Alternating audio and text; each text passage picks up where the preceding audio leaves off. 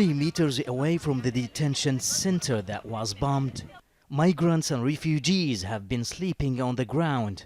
Since the detention center was hit on Tuesday night, they have remained here, scared and traumatized. Local Libyan authorities are worried if they move them to a nearby facility, it too could be targeted by warlord Khalifa Haftar's forces. The UN says there are reports guards shot at migrants as they tried to escape the bombing.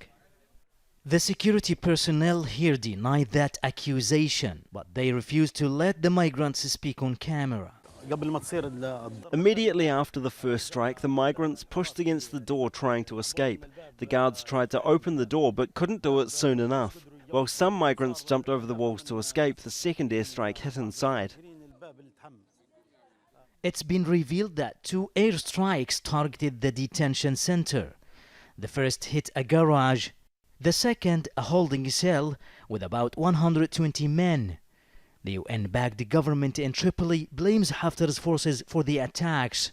Since Haftar's launched a military campaign to seize Tripoli back in April, his fighter jets have targeted several residential areas. This detention center was also hit by an airstrike back in May. Those who survived Tuesday's bombing now rely on aid organizations and local donors for food. Humanitarian workers say they're helping them as much as they can.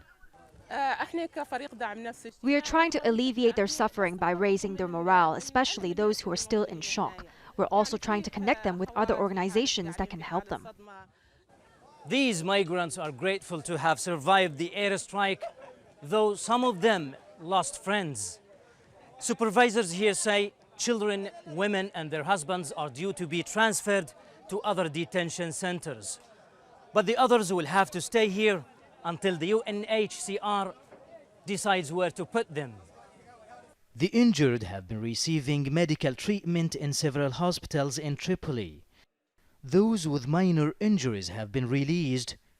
Others, like these victims here, will have to stay longer. They are worried the authorities might transfer them to other detention centers. The migrants here are from African, Asian and Arab countries. Many of them were intercepted and detained while trying to cross the Mediterranean to reach Europe. They say their embassies have not reached out to them yet, and they don't know what is going to happen next. Mahmoud Abdelwahed, Al Jazeera, Tripoli.